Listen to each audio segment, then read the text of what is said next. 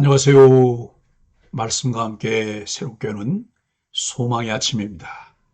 딘 메릴은 하나님의 해결책은 우리가 예상하지 못한 방식으로 펼쳐지기에 성도의 절망은 언제나 시기상조다라고 이야기합니다.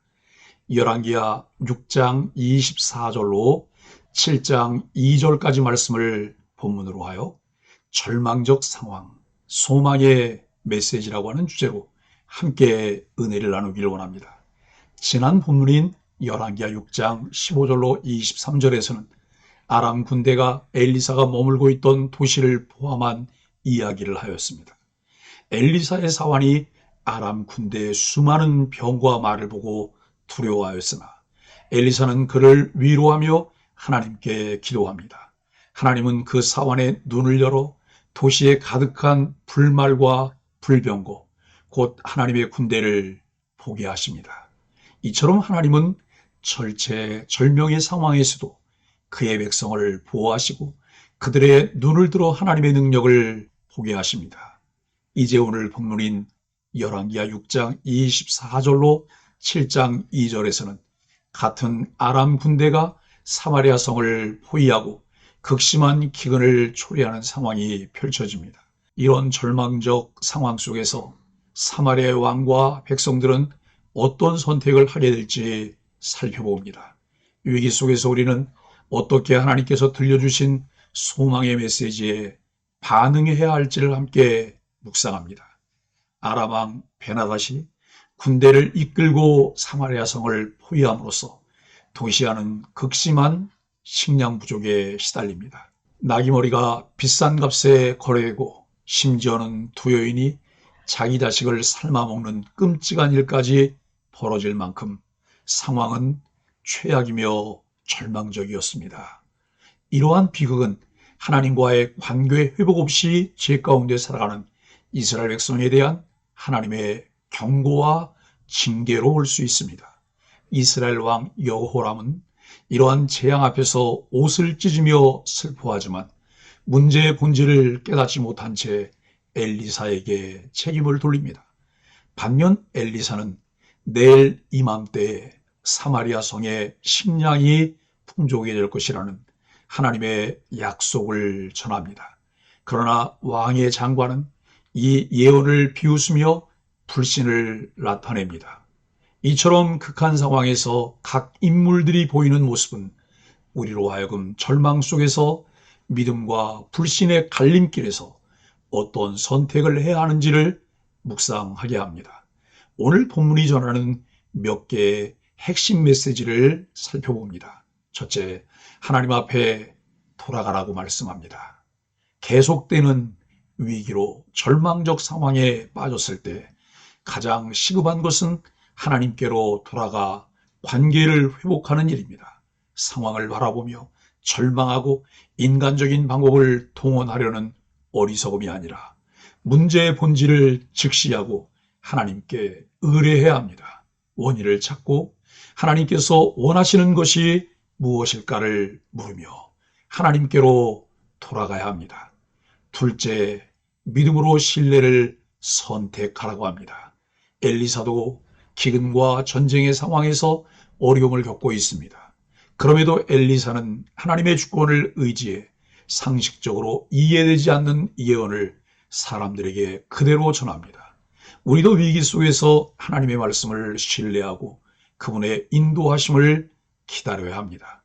오늘 말씀이 우리에게 들려주는 말씀을 어떻게 삶에 적용하며 실천해야 할까요? 첫째, 하나님에 대한 믿음과 신뢰를 회복해야 합니다.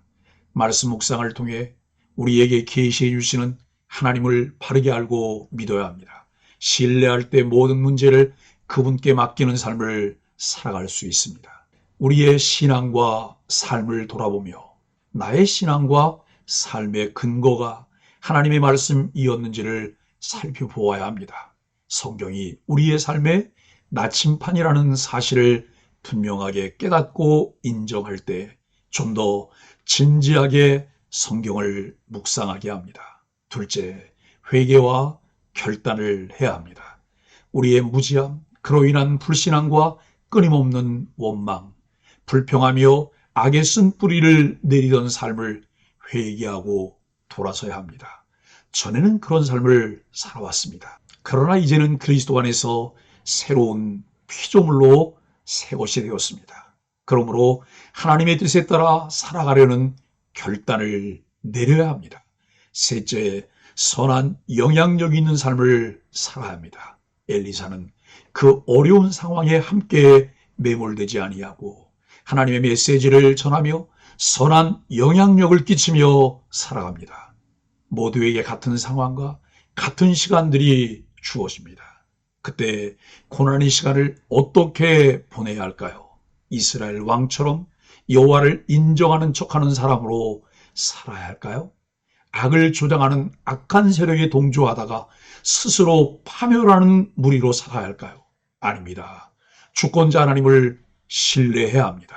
하나님만 의지하며 하나님의 기적을 경험하고 하나님의 뜻을 전하는 선한 영향력을 끼치며 살아야 합니다.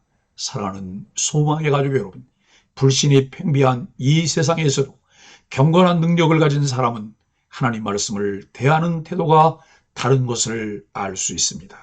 엘리사가 하나님 말씀을 전했을 때 왕의 장관은 믿지 않았습니다. 하나님 말씀보다 자신의 판단을 신뢰하는 사람은 말씀을 듣고도 불순종합니다. 반면 구약 성경에 등장하는 믿음의 조상인 아브라함은 하나님 말씀을 따라갔습니다. 예수님은 말씀을 듣고 행하는 자는 반석 위에 집을 지은 지혜로운 사람 같다고 말씀하셨습니다. 하나님 말씀은 능력이 있으며 역사하는 힘이 있습니다. 하나님의 말씀을 묵상할 때 하나님을 신뢰하여 말씀을 통해 가르쳐 주시는 것에 예, 아멘으로 반응하는 믿음의 사람이 되어야 합니다. 사마리아 성의 기근과 절망은 하나님께 돌아오라는 강력한 메시지를 담고 있습니다. 우리는 극한 상황에서도 하나님의 절대 주권과 섭리하심을 인정하고 신뢰해야 합니다. 그렇게 살아갈 때 우리의 신앙과 삶 속에서 하나님의 주권과 섭리를 경험하게 되며 하나님을 더 깊이 알아가게 됩니다. 우리에게 들려주시는 소망의 메시지에 귀를 기울이시고 절망을 소망으로 바꾸시는 하나님과 동행하는 소망의 가족들이 되기를 예수 그리스도의 이름으로 간절히 축복합니다. 함께 기도하겠습니다. 하나님, 우리 삶에 임하신 하나님의 은혜를 알면서도 상황에 매몰되어 원망과 불신을 쏟아냈던 모습을 회개합니다. 사방에서 애워싸움을 당해도 하나님의 공율하심에 기대어 겸손의 눈물로 기도하게 하여 주옵소서.